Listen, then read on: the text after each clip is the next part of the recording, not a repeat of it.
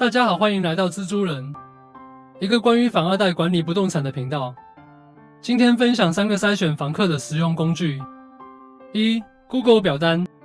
当你接到房客询问电话时，请对方加 LINE 并填写一份 Google 表单。表单除了基本问题，例如姓名、联络电话、公司以及职称、是否抽烟养宠物、入住人数、预计看房日期，以及其他想到的问题都能写进表单里。透过填写表单，不仅节省时间，还能看出房客的配合度。如果房客能够详细回答每个问题，填写完表单后礼貌地通知你，那么代表这个房客配合度高，非常有诚意租房。相反的，很多问题都是空白或回答的模模糊糊，那就要特别注意了，让人感觉这位房客配合度不高，未来在管理上容易遇到问题。如果不希望房客申请补助报税，或想过滤掉经济状况不佳的房客，表单的问题就要有点技巧。详细范例会在未来的影片说明。2. Facebook 社团。除了知名的数字租房网， Facebook 租屋社团也是一个很好的招租方式。Facebook 可以及时回答房客的问题，还能透过对方资料大略了解房客的背景。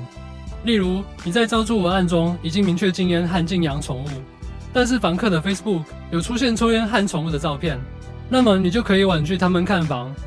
有些房客不会仔细阅读招租内容，时常看完照片和价格后就要约看房，所以出租前要多问多看，避免浪费时间。3. 工作证明。迟缴租金是很常见的租屋纠纷，房客积欠租金不搬走，依照台湾的司法程序，通常要耗费1-2年以上才能拿回房子，能半年内拿回房子算是幸运的了。打官司这段期间，不仅让房客白住，还要担心房子遭到破坏，后续追讨租金更是机会渺茫。因此看房时，务必请对方出示工作证或名片。如果觉得房客怪怪的，务必在签约前打电话去房客的工作单位照会。有良好工作的房客是稳定收租的基石。今天分享这3个工具给大家参考，希望帮助大家避开前人走过的冤枉路。租屋是一门生意，有许多眉眉角角要注意。